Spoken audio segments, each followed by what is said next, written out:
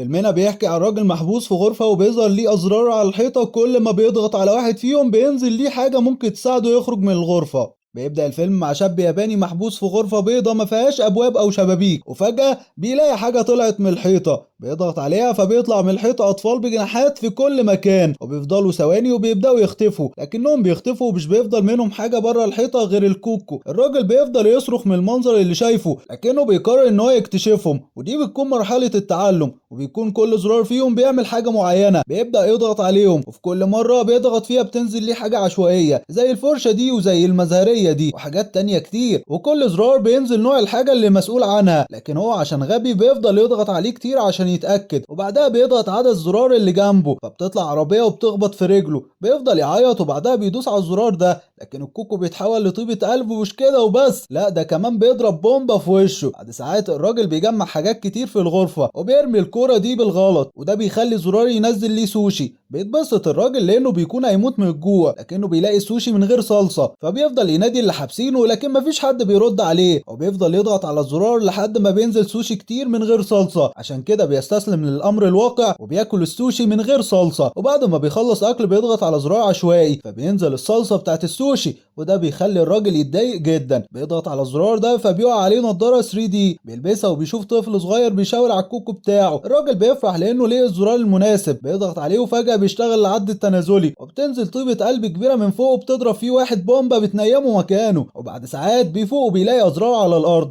بيجرب منهم واحد فبيفتح باب من الجدار. الراجل بيفرح وبيحتفل بالاكتشاف ده، لكنه من كتر الحماس بينسى اي زرار اللي فتح الباب. بيضغط على زرار فبيطلع راجل افريقي وبيدخل في الحيطه، بيضغط على زرار تاني فبينزل ميه من السقف على وشه، بيضغط على الزرار ده والحمد لله بيكون الباب، بيجري عليه لكنه بيقفل بسرعه. بيكتشف ان الباب بيفضل مفتوح لما الزرار يكون مفتوح، يعني لازم يضغط على زرار عشان يفضل فاتح، لكن بما ان هو غبي فبيحاول يوصل المسافه لكنه بيفشل، وبيحاول بعربيه عشان يجري بيها بسرعه ناحيه الباب لكنه برضه بيفشل، فبيدرك ان هو لازم يفضل ضاغط على الزرار. فبيجيله فكره وهي انه يجيب المزاريه ويحطها على الزرار، لكن المزاريه بتترفع وده بسبب ان هي خفيفه، فبيجيله فكره ان هو يملاها عشان تتقل، وبيروح يملاها سوشي عشان بيكون عارف الزرار بتاعه، ولما بيملاها مش بيقدر يشيلها لان وزنها بقى تقيل جدا، وبيحاول يشيل السوشي بايده لكنه مش بيقدر، فبيروح يجيب الايدام بتاعت السوشي وبيفضل يشيل فيها واحده واحده لحد ما بيقدر اخيرا ان هو يشيلها، بس بعد ما بيرجع بينسى الزرار بتاع الباب تاني. راجل غبي بصحيح، بيضغط على زرار فبيطلع ليه الراجل الافريقي وبيخبط المزاريه فبيكسرها نصين. الراجل بيتضايق وبيحاول يحط السوشي على الزرار لكن الزرار بيطلع تاني، بيحاول يحط عليها صاجه ويلزقها بس برضه مفيش فايده، ومن التعب الواد يا حبه عيني بياخد منوم وبينام عشان تعبان، ولما بيصحى بتجيله فكره عجيبه وهو انه يشعلق في الحبل زي طرزان، وفعلا بينجح لما بيلاقي باب جوه الباب، فبيرجع بسرعه قبل ما الباب يقفل عليه وبياخد خبطه في ظهره من الباب، بيحبط جدا وبيفضل يخبط في الحيط لحد ما بيطلع مفتاح، واول ما بيروح عليه بيختفي، وبيعرف ان هو لازم يضغط على زرار عشان المفتاح يفضل موجود، يعني نفس مشكله الباب. وكده الموضوع بقى اصعب لانه لازم يفتح الباب ويوصل للمفتاح في نفس الوقت، بيفضل يولول زي الحريم، وبيرجع تاني عشان يفتكر الزرار اللي طلع له المفتاح، بيحاول يفتكر هو خبط برجله فين وبيضغط على الزرار ده فبيطلع ليه كلب شرس من الحيطه، بيحاول تاني فبيطلع ليه نفس الكلب، وفي المحاوله الثالثه بينجح وبيفضل حاطط عينه على الزرار، وبيروح يجيب سوشي عشان يعلم على الزرار وبيحط السوشي، لكنه لما بيضغط بيطلع ليه الكلب تاني، وده عشان الغبي ضغط على زرار غلط، لكنه الحمد لله بيلاقي زرار المفتاح وبيعلم عليه بسوشي. بيستخدم الحبل لكن المسافه بتكون قصيره وبيقع على الارض، بعدها بيشوف مكبس كان نازل قبل كده وبيفكر ان هو يستخدمه، وبعد كام محاوله بينجح وبياخد المفتاح وبيفتح الباب، ولما بيدخل ويفتح الباب مش بيفتح، وبيكتشف ان هو في قفل تاني محتاج 3 ارقام عشان يفتح، فبيحبط جدا وبيرجع قبل ما يقفل الباب وبيتخبط تاني في ظهره، فبيتضايق فبيرمي البتاع اللي في ايده فبتخبط في زرار، بيطلع الافريقي بس الراجل بيلاحظ على راسه مرسوم الارقام اللي محتاجها وهي 7 و9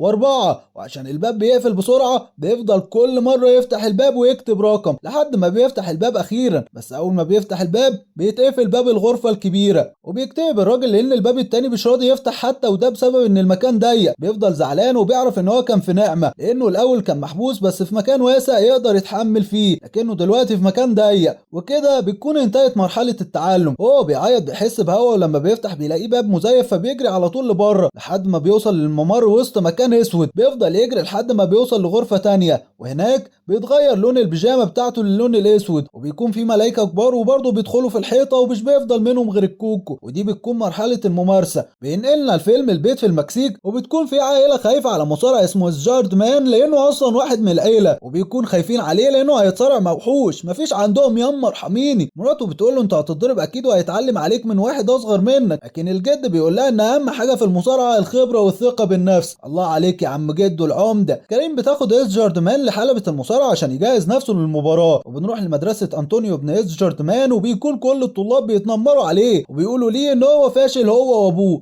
وبتيجي كاترين وبتاخد انطونيو وجده عشان يروحوا للحلبة يتفرجوا على اسجارد مان. بيدخلوا بيكون فاضل كرسيين فاضيين فبيقعدوا عليهم وبيشاهدوا الدمار. بيدخل الفريق الاول والجمهور بيحييه، وبعدها بيدخل اسجارد مان وصاحبه المزراب. صاحبه بينزل الحلبة وبيكون سادد مع الفريق التاني، لكن بيتضرب منهم هما الاتنين، وبيفضلوا يستفزوا اسجارد عشان ينزلوا ويضربوه، بس هو مش بيرضى ينزل ليهم. وصاحب اسجارد بيخدعهم وبيخليهم يخبطوا في بعض، وبيهرب هو وبينزل اسجارد مكانه. بيكتفوه وبيكونوا هيخبطوه بالكرسي، بس الراجل اللي في الغرفة السحرية بيضغط على زرار من الأزرار، فبيخلي اسجارد يطور رقبته بطريقة عجيبة ويضرب الفريق التاني. ومش بيلاقي حاجة اتغيرت في الغرفة فبيفضل يضغط على الأزرار، وفي كل مرة بيضغط بيتغير حاجة في العالم بره، زي إن المغني ده بيطلع نار من بوقه على الجمهور بتاعه، والساحر الروسي ده بيفضل في الخدع السحرية بتاعته. الراجل بيزهق بس بيبص فوق بيلاقي نور، وبيعرف إن الغرفة ما فيهاش فيها سقف على عكس الغرفة التانية. بيشوف الملايكة دول بيطيروا فبيجيله فكرة، وهو إنه بدل ما يضغط على الأزرار يستخدمها في الصعود. بيفضل يطلع على الأزرار، وكل مرة بيضغط فيها على زرار بإيده أو برجليه بيأثر على الطبيعة اللي بره، زي إن في حيوانات بتموت وآثار بتتفتح وبيوت بتتهد. وكل ما بيطلع بيكون الدمار كبير للطبيعة لحد ما بيوصل للقمة، وبنلاقي شعره ودقنه كبروا وبقى بيعرف يطير، وده لأنه أخد خبرة من مرحلتين الممارسة والتعلم، وده خلاه يقدر يتحكم في تصرفاته مش زي الأول لما كان بيختار بطريقة عشوائية. وبنعرف في الوقت ده إن الواحد لما بيغلط وبيحاول بيقدر في النهاية إنه يحقق اللي نفسه فيه بسبب خبرته اللي اكتسبها من الأخطاء. ومع مرور الوقت الراجل بيكون حواليه ريش، وبيفضل يطلع لحد ما بيوصل لبوابة ضخمة منورة، ولما بيدخل فيها بيوصل للغرفة الأخيرة بتكون دي مرحلة المستقبل، وبيكون وراه خريطة العالم وقدامه زرار ضخم وبيكون لسه يضغط عليه بس بيخلص الجزء الأول. لو عجبك الفيلم يا صديقي وعايز الجزء التاني اكتب لي تحت في الكومنت.